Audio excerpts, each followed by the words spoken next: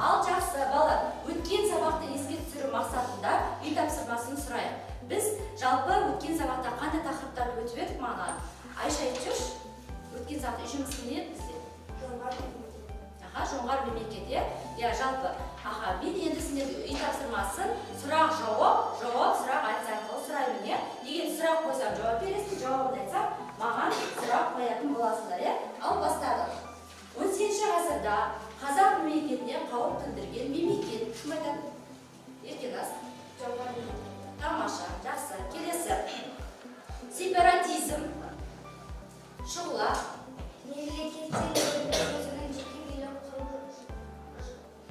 жүйесі. Деген не? Сұрақ қойасың. 1635. Мирлан.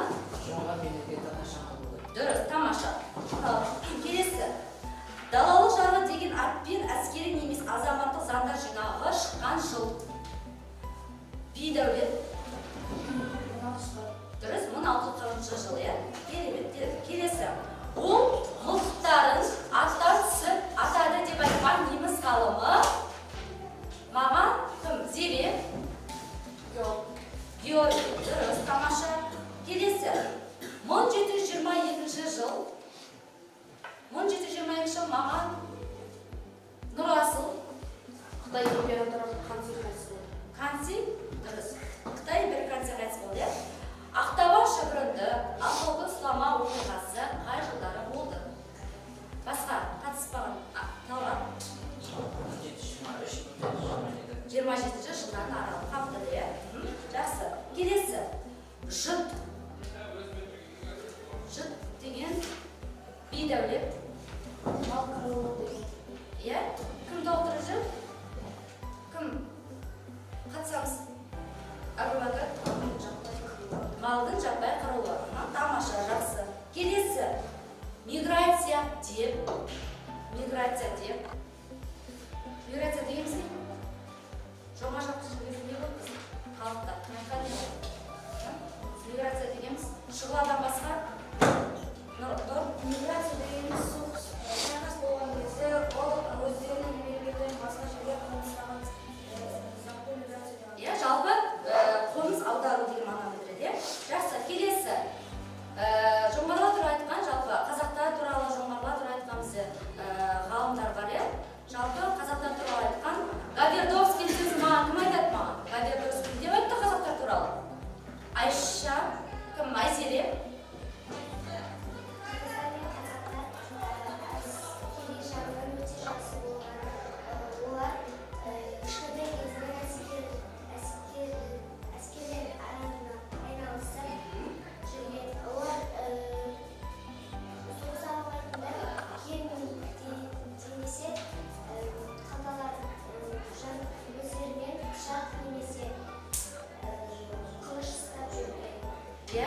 Яғни қазақтар әскери өте мықты болған дейді.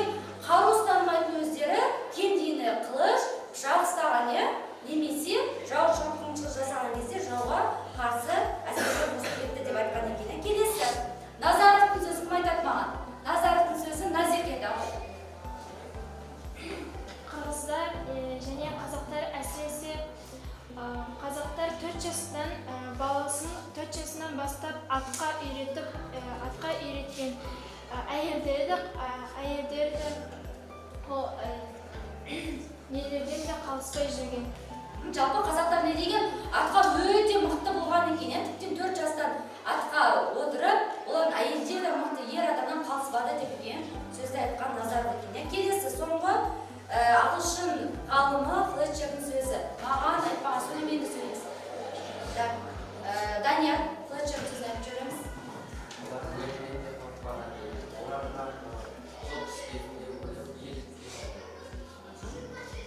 Өлімнен қорықпаған, олар деген жауға қайтыс болса, олар үшін ерлік деп саналды деп айтқан екен. Тамаша, жақсы бала, үй жұмысын өте жақсы таңдап келіпсіздер. Енді әрі қарай балалар үй тапсырмасынан кейін жалпы барлығымыз маған қараймыз түгел, жинақтаймыз, денемізді ұстаймыз. Менің қайталаған ісімді қайталаймыз. 1, 2, 3.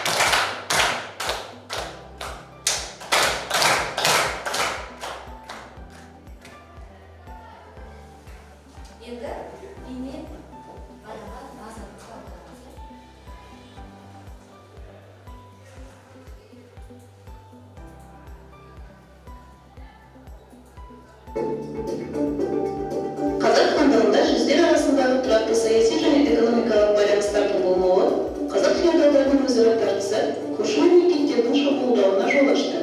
Қазақ жеріне ерекше қауіп төндіргені жоңғар мемлекеті. Жоңғар деген аттың шығуы Шыңғысханның шапқыншылығы кезеңінде ойраттар қашанды армиясының сол қанатын құраған. Моңғолша ол зұңғыр деген мағынаны білдіреді. Үй тапсырмасын айтып береді. Кім айтады? Кім ықылас береді мына жерге? Қандай сөз шығады екен? Келе ғой шығуға. Тағы бір адам келсе қасына. Кім? Айзері келе ғой. Жылдам. Тез. Ықылас жүріңіз. Жазандай қыларым.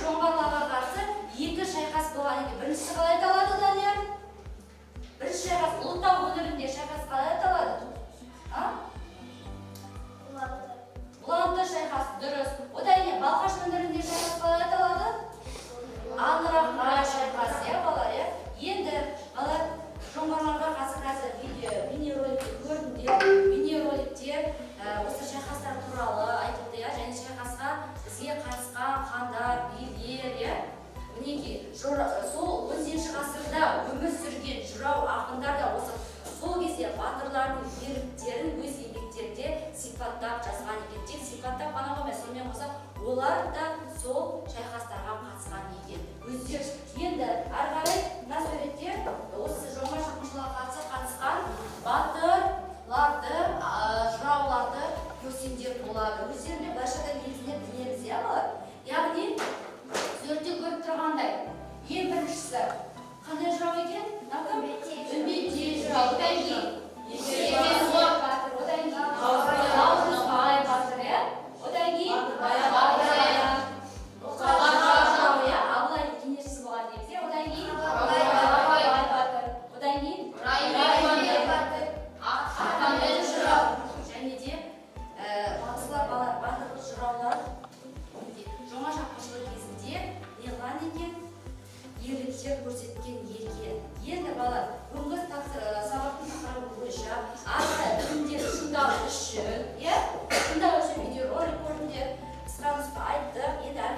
тез шыңдау үшін тапсырма саяхат әдісі. Бұл әдіс бойынша яғни аңырақай ұланды шайқасын салыстырамыз, талдаймыз және де қай жерде болғанын картадан көрсететін боламыз. Түсінікті ғой, иә? Енді жазамыз келесі аңырақай ұланды шайқас дәптерге орындаймыз бұл тапсырманы. Аңырақай ұланды шайқасын салыстырып, маған кім түсіндіріп береді және де болғаннан кейін сол шайқастарды картадан көрсетеміз.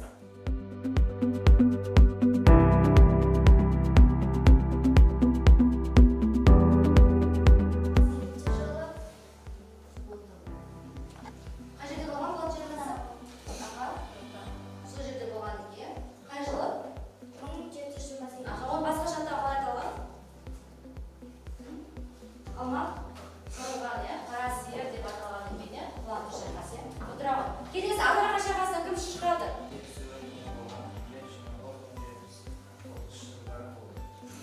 Аңырақай шайқасы. Жетісу өңірі деген Қазақстан қай аймағы қазір? Оңтүстік. Қай жер? Алматы жағы, Алматы отырады. Жақсы. Келесі тапсырмаға көшеміз.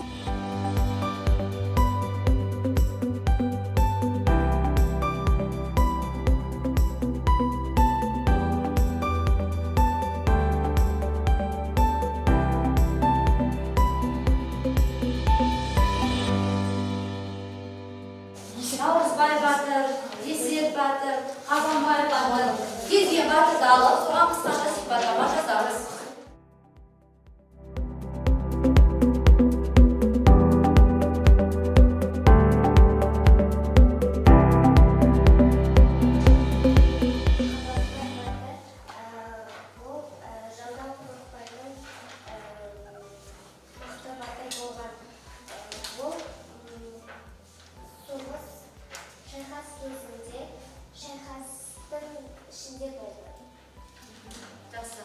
Ал Бұқар жырау кімнің несі болған?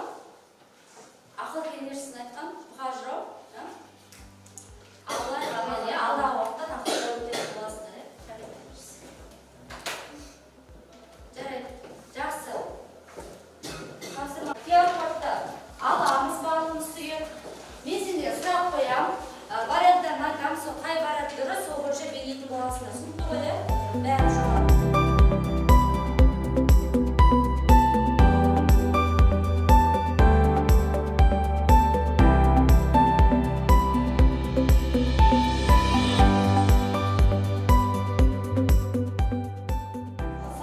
Алдарда тұрған Алхан көрпісін орaya соны бәрі сіздер алып, командада бүгінгі сабақта қай жерде түсіндік, қай жерде түсінбеді, соны маған кері баяқ жазып, неге әдетін боламыз, тақтарда тұрған Алханға. Түсінікті ғой, неліктен егер болса, сіз қалай ойлайсыз деген сұрақтар үшін жаза берді.